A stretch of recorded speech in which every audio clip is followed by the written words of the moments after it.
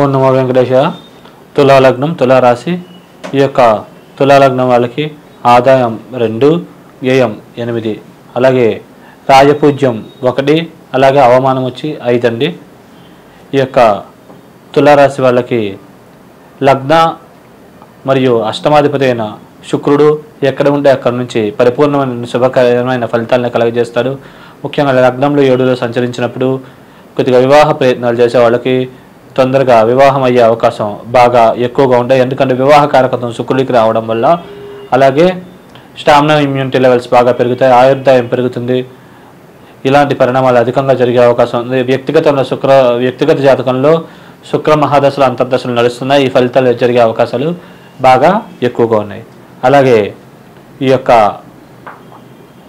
లగ్నానికి యోగకారకుడైనటువంటి బుధ భగవానుడు కూడా, భాగ్య వ్యయాధిపతి అయినటువంటి బుధ భగవానుడు కూడా ఎక్కడ ఉంటే అక్కడి నుంచి పరిపూర్ణమైనటువంటి శుభకరమైన ఫలితాలనే బాగా ఇచ్చే అవకాశం ఉంటుంది.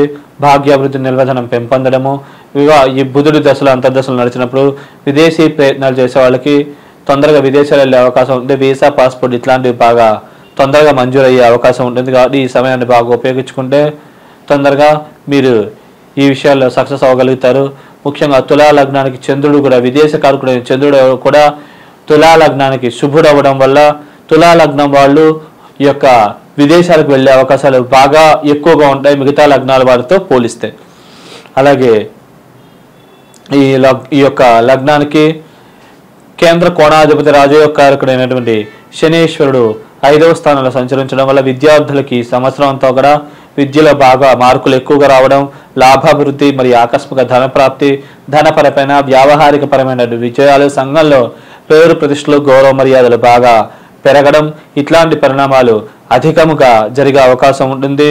అలాగే వివాహ ప్రయత్నాలు చేసే వాళ్ళకి శని 7వ స్థానాన్ని చూడడం వల్ల తొందరగా వివాహం అయ్యే అవకాశం ఉంది.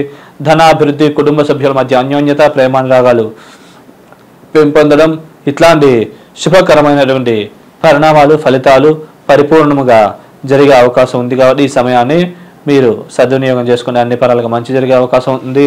అలాగే ఈ యొక్క లగ్నానికి ఇంకొక శుభుడైనటువంటి రాహువు, ముఖ్యంగా వ్యక్తిగత జాతకంలో మీకు కేతు మహాదశ అయిపోయి ముందు రాహు మహాదశ తర్వాత వచ్చినట్లయితే కనుక రాహుకేతులు ఇద్దరు కూడా అద్భుతంగా యోగించి లాభిస్తారు, శుభకరమైన ఫలితాలను ఇస్తారు. వ్యక్తిగత జాతకంలో ముందుగా కనుక మీకు కేతు మహాదశ అయిపోయి రాహు మహాదశ వచ్చినట్లయితే వీసా, పాస్పోర్ట్ తొందరగా మంజూరవుతాయి, తొందరగా విదేశాలకు వెళ్ళగలుగుతారు. అలాగే విదేశాల్లో కూడా బాగా రాణించగలుగుతారు. అలాగే శత్రురోగ రుణాది పీడలు బాగా తక్కువగా ఉంటాయి.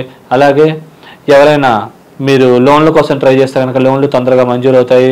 తీర్థయాత్రలు, పుణ్యక్షేత్ర సందర్శనాలు ఇట్లాంటివి చేయాలనే ఆసక్తి బాగా అధికంగా జరిగే అవకాశం ఉంది, కలిగే అవకాశం ఉంది.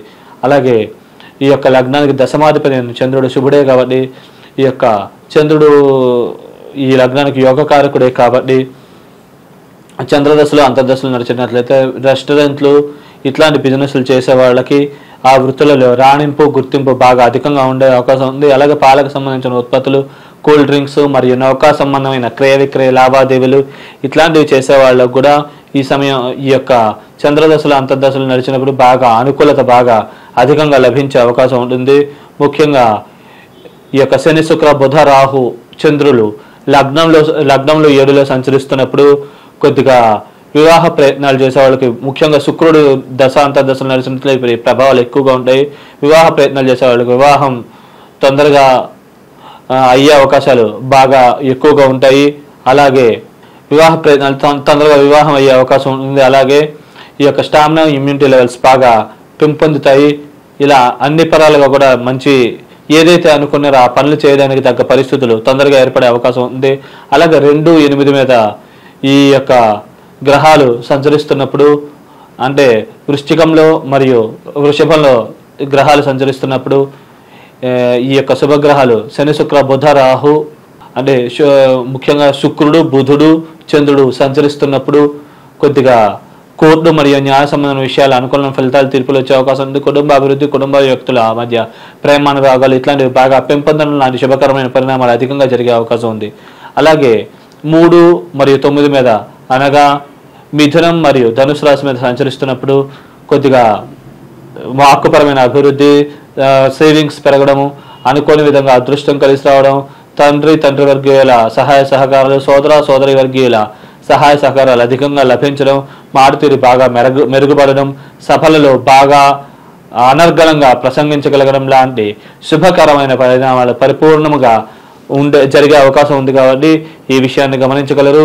అలాగే ఈ యొక్క శని, బుధుడు మరియు శుక్రుడు మరియు చంద్రుడు ఈ ముగ్గురు కూడా 4వ స్థానంలో సంచరిస్తున్నప్పుడు భూములు, స్థిరాస్తులు వాటి యొక్క విలువ పెరుగుతుంది. సుఖ సంతోషాభివృద్ధి, తల్లికి ఆరోగ్యం మెరుగుపడడం, మరియు వృత్తిపరంగా బాగా బిజీ అయిపోవడం, మరియు తొందరగా ప్రమోషన్లు, ఇంక్రిమెంట్లు తొందరగా రావడం, వ్యాపారస్తులు కూడా వ్యాపారాల్లో బాగా లాభాలు గడించడం, ఇట్లాంటి పరిణామాలు పరిపూర్ణంగా జరిగే అవకాశం ఉంది కాబట్టి ఈ యొక్క దశలు అంతర్దశలు నడిచినప్పుడు మాత్రం ఈ యొక్క ఫలితాలు ఇంకా ఎక్కువగా జరిగే అవకాశం ఉంది కాబట్టి ఈ సమయాన్ని ఉపయోగించుకుంటే అన్ని పరాలకు కూడా మంచి జరిగే అవకాశం పరిపూర్ణంగా ఉంది.